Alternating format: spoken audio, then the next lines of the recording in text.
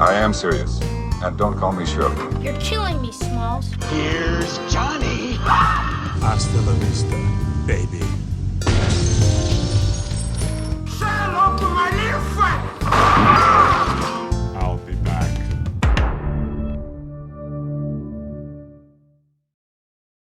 And what is up, everyone? Welcome to the first episode of CinemaTalks. I'm one of your co-hosts, Mike Rosario. I'm your other co-host, Sebastian Fernandez. And today we'll be discussing... Actually, Sebastian, what are we discussing today? We want to introduce to you our first episode of the year. We're both excited to share our love for film, while also sharing our thoughts and questions about films you and I both love to see.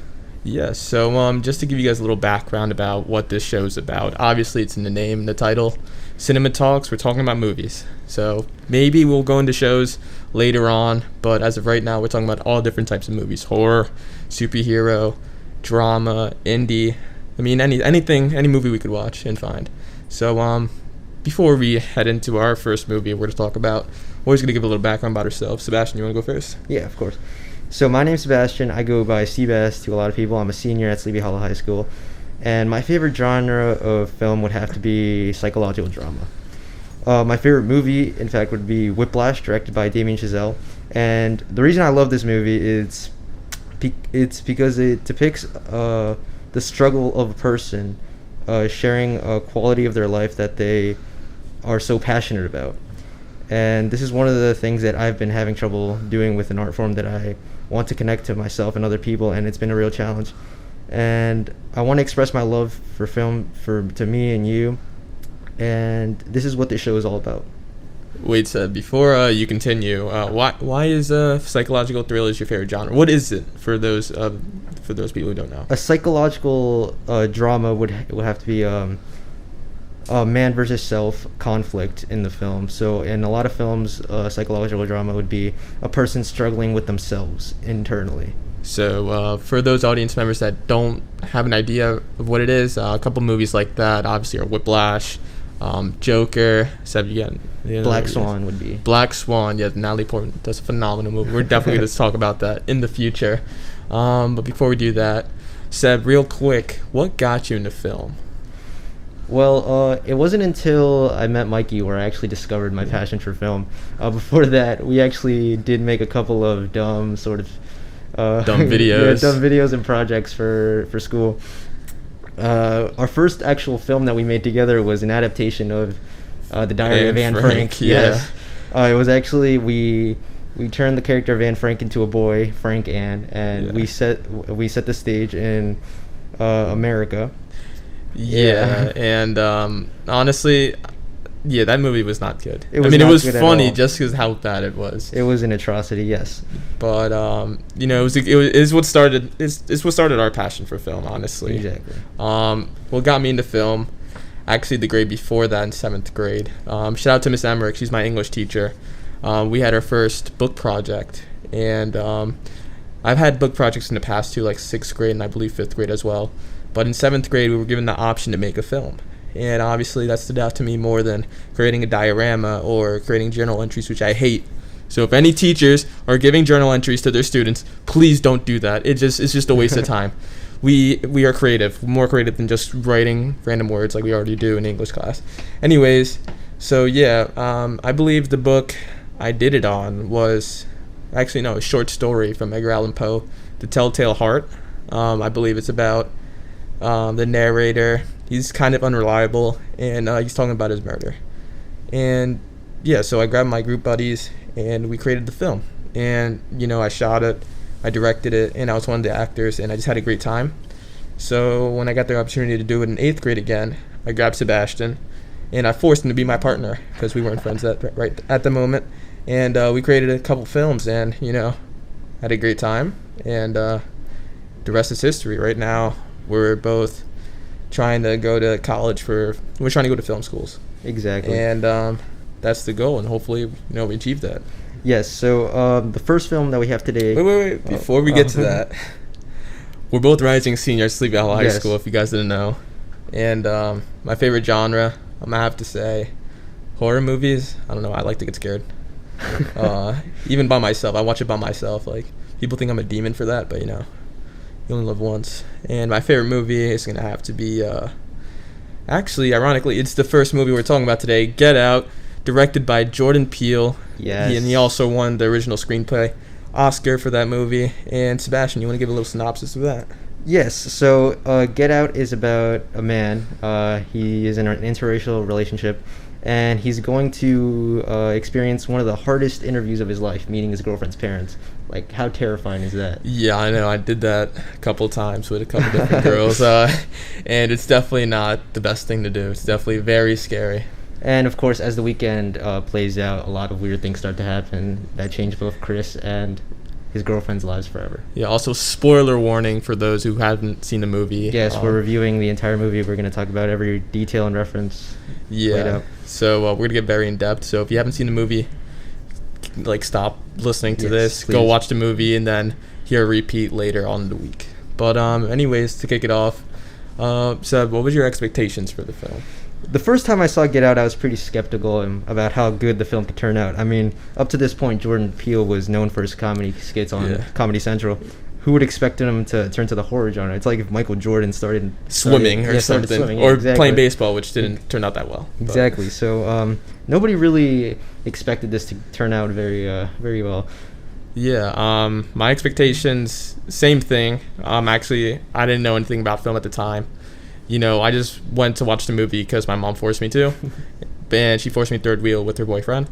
But you know, I was scared, but I was also just confused the whole movie because there were a lot of weird things going on, and I just love that feeling. That's actually one of the main things that I love about this film the most, is that I'm confused for the most part, and that makes me want to research what does that mean? What does that symbol mean?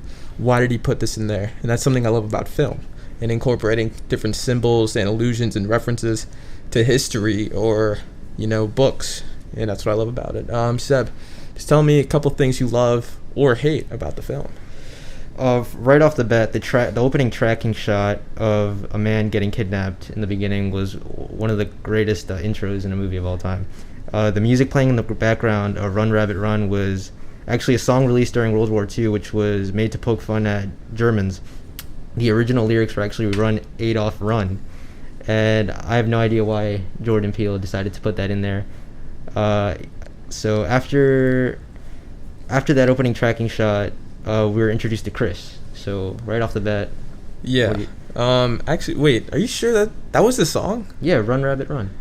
That's actually pretty sick. I thought it was something completely different. Oh, I'm thinking of after that shot, after that scene. No, after that, it's Childish Gambino. Yeah. Really? Yeah. Man, am I thinking of another movie?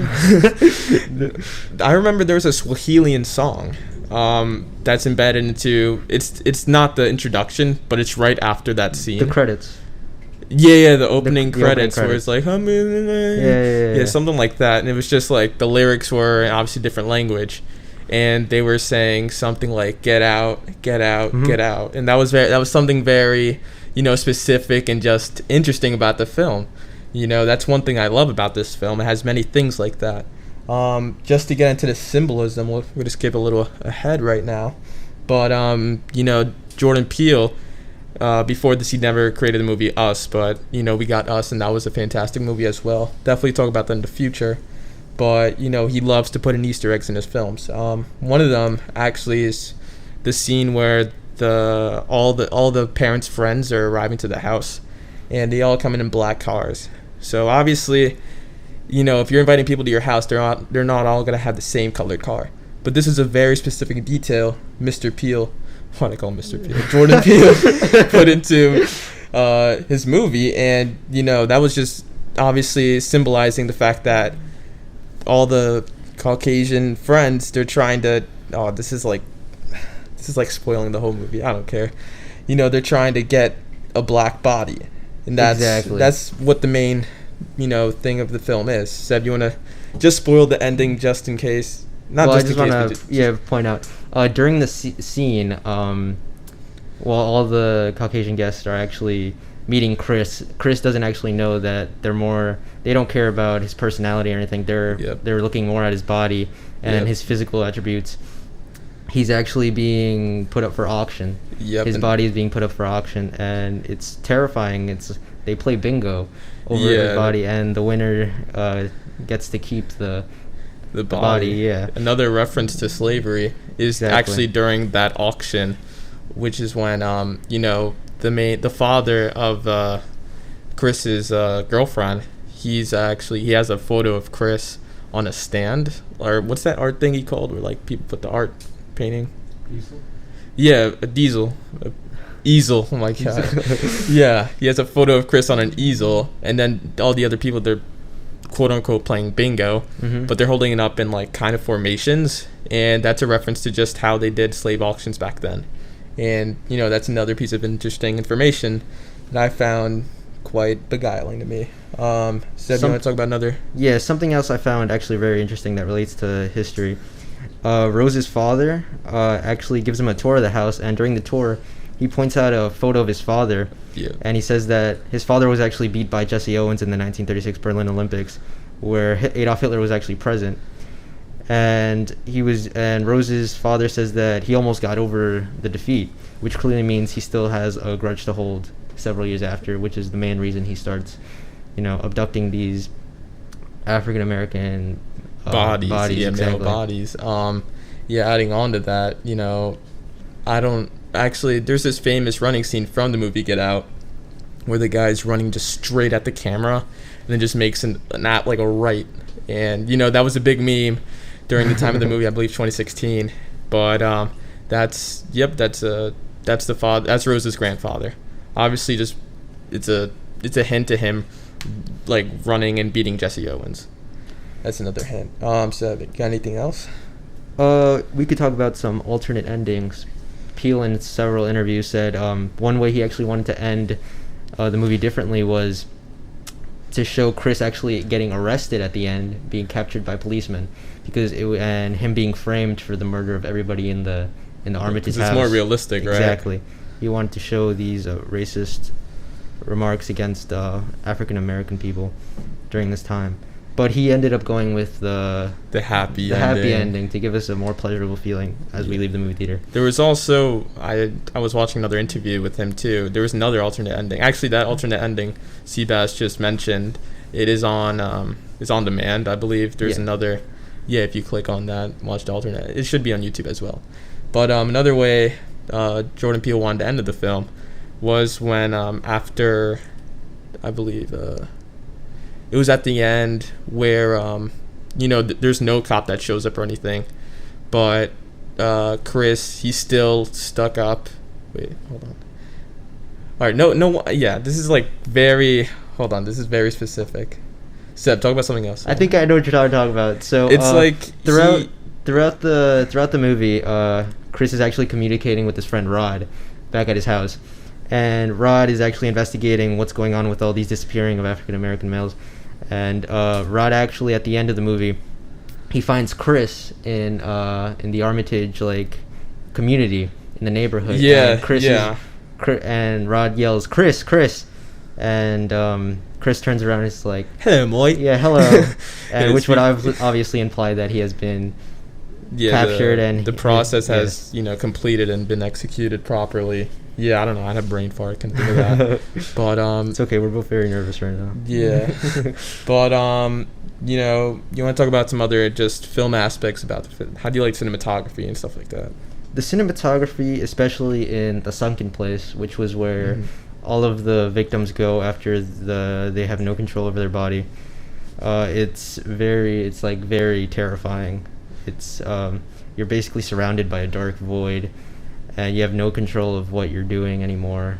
You're not in control of your own body anymore, which is terrifying. Yeah, Jordan Peele actually said this being in the sunken place is kind of being compared to being on spectator mode on your own body. Someone else is in control, but you're getting a glimpse of what it is, but you can't control it. And that's one of the things that he found most frightening. That's why he made a movie about it. And also the score too. I mean, as we mentioned, that the Childish Gambino song in the beginning, that had that there was a meaning for that. He didn't just choose any rap song, but in the beginning he put that. If you read the lyrics, obviously there's a meaning behind it. Also the Swahilian song saying "get out" in a different language, I found that very interesting. I'd say for his first film directing, it was phenomenal. He did a phenomenal job. Yes. It was fantastic. The screenplay alone, which he won an Oscar for, was incredible. Yeah, I was trying to read it. I actually have it saved on my Google Drive. And it's just like, how could someone so funny like that guy just make such a creepy movie like that? Exactly. Like, it's just, like, imagine, like, Mr. Franco creating, like, a horror movie. That's just, like, I don't know. For those of you who don't know Mr. Franco, he's one of our funny science teachers at our school. And, the acting, too. I mean, what's the... Daniel Kaluuya. Yeah, phenomenal job, especially during that scene where he's about to go into second place. Just his expression right there just sold me the, emotional feeling and really kept me engaged during that moment. Also, the maid of the house, a.k.a. the grandmother. Which I feel she stole the show. I feel she was, like, one of the creepiest characters. Her in the acting film. job was just fantastic, I remember that scene. That scene I'm talking about where she's smiling and then tears are coming out. Yeah. So they did that 11 times. Did they really? Scene, yeah, they did that scene 11 times, and Jordan Peele said it was fine after the third time, but she kept saying she could do better and stuff, and just trying to get that. I mean, imagine crying and laughing at the same time. I can't do that personally. I couldn't do that either. But that's why we're not actors. That's why we want to be directors. Yeah, exactly. Stay behind the camera. But her acting performance just stole the show. She definitely should have been considered for some type of award. I mean, even though her part wasn't really big or anything, like not supporting actress or anything, that was just great job by her. Do you want to talk about any flaws you had with the film? Yeah, any things I don't like. That's a hard question. It's one of my favorite movies. One thing that could have been executed better, probably, the beginning, the introduction, like that tracking shot where the person gets abducted. I mean, I believe he was on a phone call, right? And he was just saying, "Oh, like, where's the party? Like, how do you just?" I don't know. And was that was his car? His car wasn't on that street, right? Yeah, no, it wasn't on. That's actually a mistake that a lot of people pointed out. How could he was obviously walking, right? Yeah. So obviously he got dropped off somewhere that he wasn't supposed to get dropped off from. So if he gave like the taxi or the Uber the correct direction, why would he get dropped off at a different location? Why Exactly. I would have changed something like that, but I still love the introduction. Maybe that could have changed. Maybe what he was saying on the phone call could have changed. I also thought the pacing, sort of in the middle of the film, was a little bit slow. Yes. Yeah, I agree with that. Maybe keep it more engaging. I mean, I believe that in the middle of the film, they were just giving more background to the Armitage family and stuff like that. Maybe it needed to be slowed down. But maybe keep it a little faster, but while still giving more background. And possibly that's something I'd probably change too. And do you want to talk about? Well, we already talked about the illusions and stuff, right? The Easter eggs. All right, so we're at the segment of the episode where we give our personal ratings. So just to be clear of our rating system, an M rating means only I love the film. S rating means only Sebastian loves the film. MS rating means we both love the film, and an F rating means we both hate the film. So Seb, I mean, it's pretty obvious what it is. 3, 2, 1. MS rating. Yes. It's an MS rating. I mean, we both love the film. This film is what got me into, loving the art of filmmaking. Seb, why do you love it? I love it because for a first-time director, this man really showed he has a passion for cinema, and we got it right from his first film. His career started out very good, and it kept going on very good with Us. Yeah, Us, definitely a movie we have to talk about in the future. Definitely. If you guys haven't checked out any of these movies, please do so. And let us know your thoughts, actually. Don't let us know our thoughts, we already know our thoughts. But email us, and we'll get back to you. Yes. But if you guys have any suggestions for movies we should watch and talk about, just let us know. Email us that too. And Seb, is that it? These movies that you recommend don't necessarily have to be good movies. Yeah, they could be bad. They could be very bad movies. We've seen a lot of bad movies. Yeah. We love bad movies though. They just make the good movies even better. That's true. That's a good saying. Yeah, I like that. But I think that about wraps it up for today. I mean, yeah. Any last thoughts? Thank you guys so much for tuning in. This was our very first episode of the year, and both of us are excited to share our love for film and sharing our thoughts. And if you guys have any questions, just let us know. Yeah. Thank you guys so much, and stay safe during these unfortunate times. Stay safe, guys. Run, Forrest, run! I am serious. And don't call me Shirley. You're killing me, Smalls. Here's Johnny. Hasta la vista, baby.